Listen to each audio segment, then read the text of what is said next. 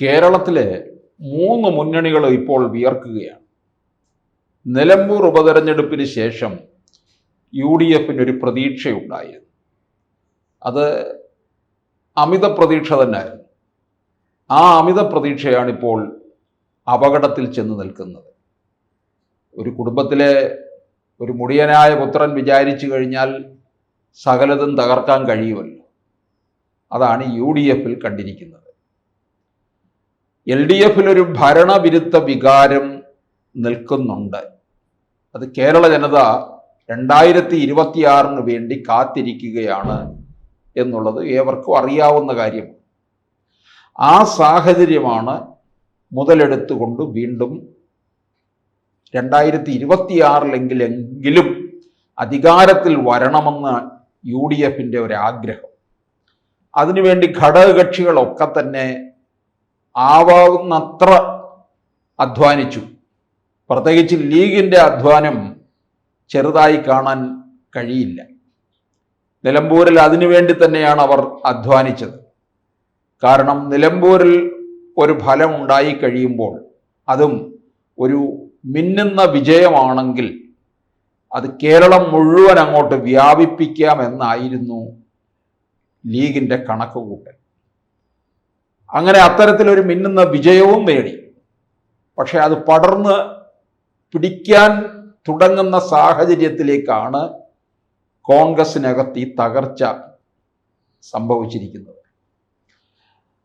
ഇനി നമ്മൾ മൂന്നാമതൊരു മുന്നണിയായ NDA-യിലേക്ക് പോയാൽ, NDA ഇത്തവണ 2026 അധികാരത്തിൽ വരുമെന്ന് കേന്ദ്ര ആഭ്യന്തരമന്ത്രി അമിത്ഷാ പറയുകയുണ്ടായി. ഒരു കാര്യം ഓർക്കണം,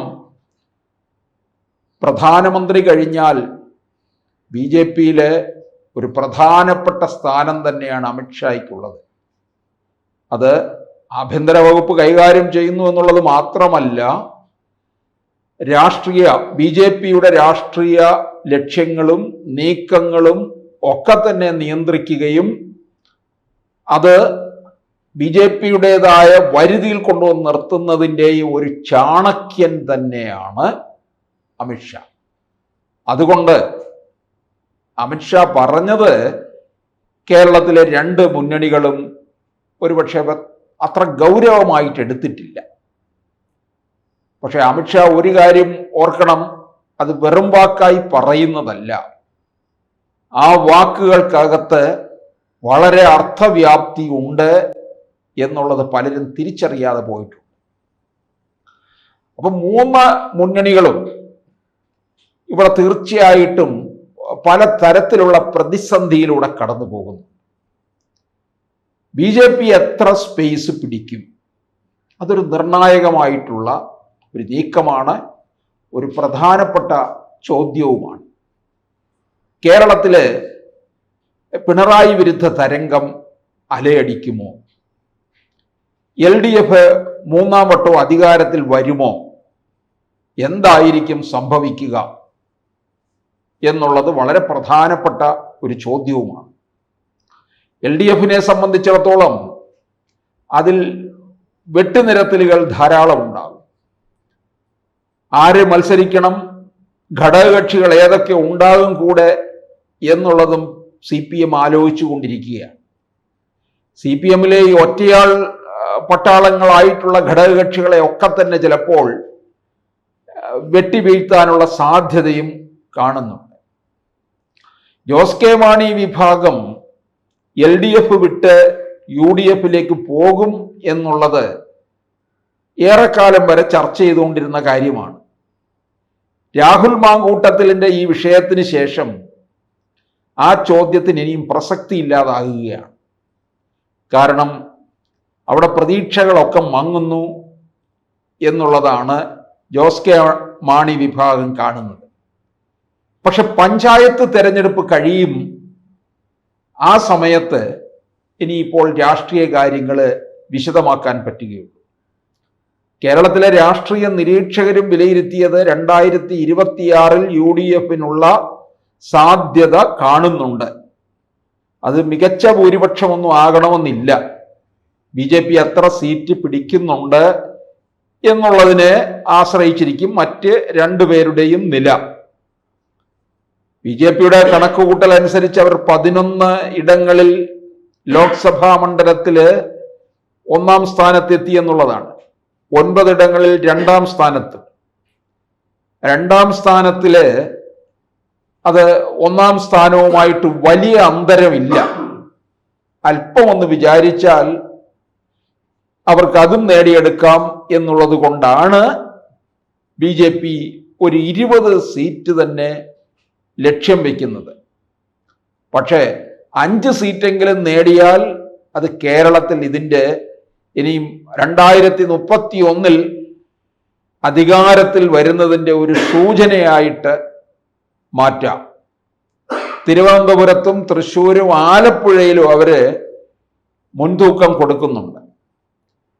തിരുവനന്തപുരത്ത് 4 ഇടങ്ങളിലാണ്, അതുപോലെ തൃശ്ശൂർ ലോക്സഭാ മണ്ഡലത്തിൽ, ആലപ്പുഴ ലോക്സഭാ മണ്ഡലത്തിൽ, ഇവിടങ്ങളിലൊക്കെയാണ് BJP-യുടെ പ്രധാന നോട്ടം എന്ന് പറയുന്നത്. അങ്ങനെ ഒരു നേട്ടം കൊയ്തു കഴിഞ്ഞാൽ, ഇപ്പോൾ അമിത്ഷാ പറഞ്ഞത് വെച്ച് നോക്കുമ്പോൾ ഭരണം പിടിക്കും എന്നുള്ളത് നമുക്ക് ഉറപ്പ് പറയാൻ കഴിയുന്നില്ല ഇപ്പോഴും. അത് മറ്റ് പല സംസ്ഥാനങ്ങളിലും നമുക്കറിയാം BJP-ക്ക് ബാലികേറാമലയായിരുന്നു. അവിടങ്ങളിലൊക്കെ പിടിക്കുമെന്ന് പറഞ്ഞതും അമിത്ഷാ തന്നെ ആയിരുന്നു. ഇപ്പോൾ കേരളം പിടിക്കുമെന്ന് പറയുന്നതും അമിത്ഷാ തന്നെയാണ്. അതുകൊണ്ട് ബാലികേറാമലയായിരുന്ന സംസ്ഥാനങ്ങളിൽ ഭരണം നേടിയെടുത്തു, പ്രത്യേകിച്ച് ത്രിപുരയിൽ. അപ്പോൾ പിന്നെ കേരളം എന്താ അമിത്ഷായുടെ വാക്കുകൾക്ക് അപ്പുറത്തേക്ക് പോകുമോ? ഇതൊരു പ്രധാനപ്പെട്ട ചോദ്യം തന്നെയാണ്.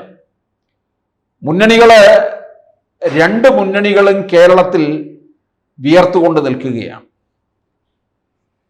ഒരു മുന്നണി തുടർച്ചയായ 10 വർഷത്തെ ഭരണം കേരളത്തിലെ ജനതയ്ക്ക് ഉണ്ടാക്കി കൊടുത്തിട്ടുള്ള കോട്ടങ്ങളിൽ നിൽക്കുകയാണ്.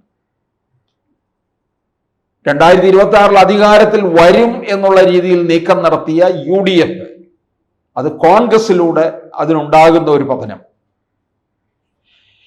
എനിക്ക് തോന്നുന്നു മിക്കവാറും ഈ പഞ്ചായത്ത് തെരഞ്ഞെടുപ്പ് കഴിയുമ്പോൾ മാത്രമേ ഇനിയിപ്പോൾ ഒരു അന്തിമ വിധി നമുക്ക് തീർച്ചപ്പെടുത്താൻ കഴിയുകയുള്ളൂ.